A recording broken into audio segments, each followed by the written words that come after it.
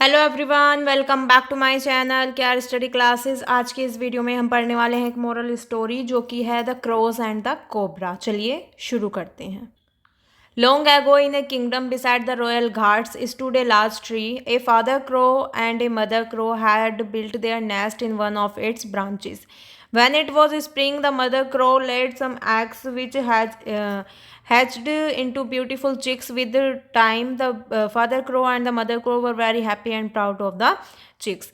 बहुत समय पहले की बात है, एक राज्य में, एक किंगडम में एक रॉयल घाट था, एक राजाशाही जो घाट है वो था।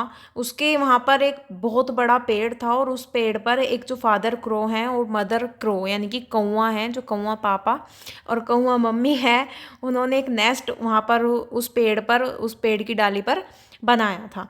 जब स्प्रिंग का मौसम था, मतलब स्प्रिंग था, तो जो मदर क्रो हैं उन्होंने कुछ अंडे दिए और उसमें से बहुत ही सुंदर सुंदर चिक्स वहाँ पर निकलते हैं।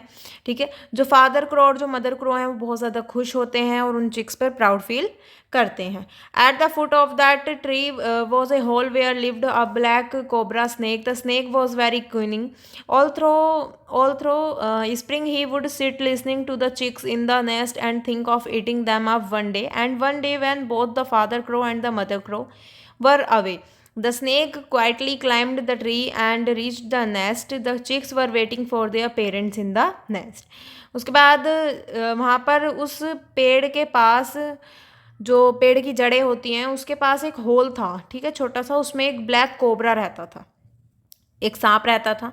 जो सांप है वो बहुत ज़्यादा क्यूनिंग यानी कि बहुत ज़्यादा चालाक था। ठीक है, सांप बहुत ज़्यादा चालाक था और वो जब उनकी बातें सुनता रहता है, ठीक है, वो चिक्स को देखता है, मतलब वो नीचे बैठ के जो बातें हैं कौवे की और उनके बच्चों की, उन सबको सुनता रहता है पूरे दिन। वो वहीं पर, मतलब उन्हें खाने की सोचता है। और एक दिन जब दोनों जो मदर क्रो और फादर क्रो हैं वो वहाँ से चले जाते हैं, तो जो स्नेक है वो धीरे धीरे उस ट्री पर चढ़ता है और नेस्ट तक पहुँच जाता है। जो चिक्स हैं वो अपने पेरेंट्स का वेट कर रहे होते हैं नेस्ट में।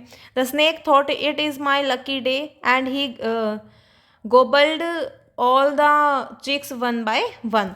उसके बाद जो स्नेक है वो सोचता है कि ये मेरा लक्की डे है और वो धीरे धीरे उनको, धीरे धीरे करके, एक एक करके उन सबको खा जाता है। When the father crow and the mother crow returned, they were shocked to find the cage empty. The mother crow began to cry, "Oh my poor children, what could have happened to you? Who could have visited our nest while we were away?" The father crow tried to calm her, "Don't worry, dear. Whoever has done it and his deed will not go unpunished." उसके बाद जब father crow और mother crow वहाँ पर पहुँचते हैं वापस अपने नेस्ट पर, तो वो देखते हैं कि जो नेस्ट है वो बिल्कुल खाली है। ठीक है, जो मदर क्रो है वो रोने लग जाती हैं कि मेरे जो बच्चे थे, छोटे छोटे से बच्चे थे, वो कहाँ गए, क्या हो गया उन्हें। ठीक है, और उसके बाद जब वो नेस्ट पर पहुँचते हैं, मतलब उसके बाद जो फादर क्रो हैं वो उन्हें शांत करने की कोशिश करते हैं। वो कहते हैं कि कोई बात नहीं, जिसने भी ये किया है उसे इस चीज़ की सज़ा ज़रूर मिलेगी। The next day the mother crow went to find food but the father crow stayed back hidden behind the leaves. It was then he noticed the fat black cobra. The father crow instantly knew that it could only have been the cobra which had eaten his chicks. He knew he would not be able to fight the cobra as it was very poisonous and dangerous. अगले दिन जो mother crow हैं वो उनके लिए खाना ढूंढने जाती हैं। जो फादर क्रो हैं वो वहाँ पर मतलब वहीं पर पत्तों के पीछे छुपे होते हैं। ठीक है, जब वो देखते हैं कि वहाँ पर एक बहुत मोटा सा ब्लैक कोबरा है, तो फादर क्रो हैं वो, उन्हें पता चल जाता है कि ये जो कोबरा है इसी ने उनके बच्चों को खाया है। उनके जो चिक्स हैं और उनके जो बच्चे हैं उन्हें खाया है।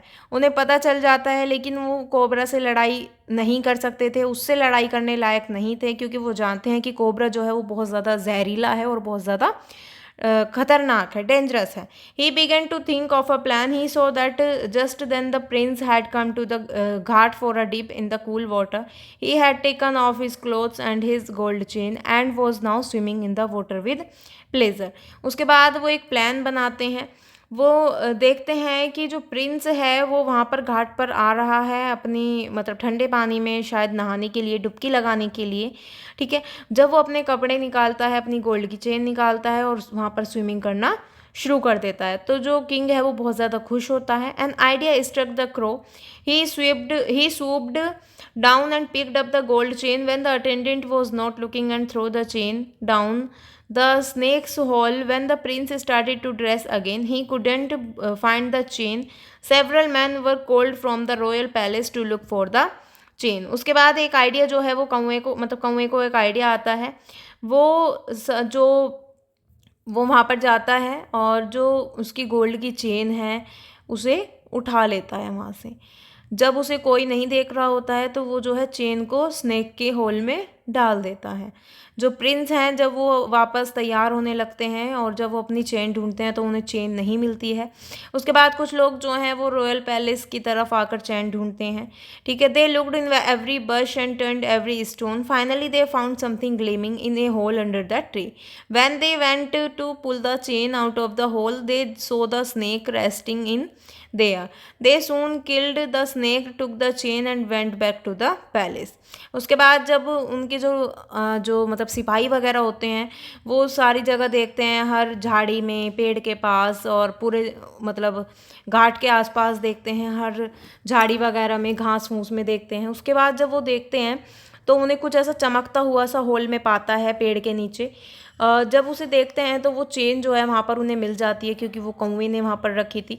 जब उन्हें वो मिल जाती है तो उसके बाद वो जो है वहाँ पर वो देखते हैं कि वहाँ पर सांप है, वो सांप को मार देते हैं और उस चेन को वापस पैलेस में ले जाते हैं। When the mother crow came back in the evening the father crow told her we are safe now, the evil snake is dead. जब मदर क्रो जो है वहाँ पर इवनिंग में पहुँचती हैं तो जो फादर क्रो हैं वो कहते हैं, जब वो नेस्ट पर पहुँचती हैं तो फादर क्रो कहते हैं कि अब हम सेफ़ हैं और जो हमारा जो दुश्मन था स्नेक वो मार दिया गया है। यानी कि जो वो मार दिया गया है और वो हमारा दुश्मन था, तो वो जो मतलब वो मार दिया गया है उस सांप को, ठीक है। और यहाँ पर जो हमारी स्टोरी है वो कंप्लीट होती है। इस स्टोरी से जो हमें मोरल मिलता है वो है intelligence is greater than physical power. यानी कि जो आपकी इंटेलिजेंसी है, ठीक है, आप समझदार हैं, ठीक है, तो आप समझदारी जो है आपकी वो ज़्यादा ज़रूरी है, वो ज़्यादा बड़ी होती है किसी भी फिज़िकल पावर से। यानी कि तन की जो शक्ति है उससे ज़्यादा जो मन की शक्ति, आपके दिमाग की शक्ति है वो ज़्यादा ताकतवर होती है। यहाँ पर जो हमारी स्टोरी है वो कंप्लीट होती है। अगर आपको अच्छी लगी हो, वीडियो समझ आई हो, तो वीडियो को लाइक कमेंट शेयर ज़रूर करें और मेरे चैनल को सब्सक्राइब करें। Thank you.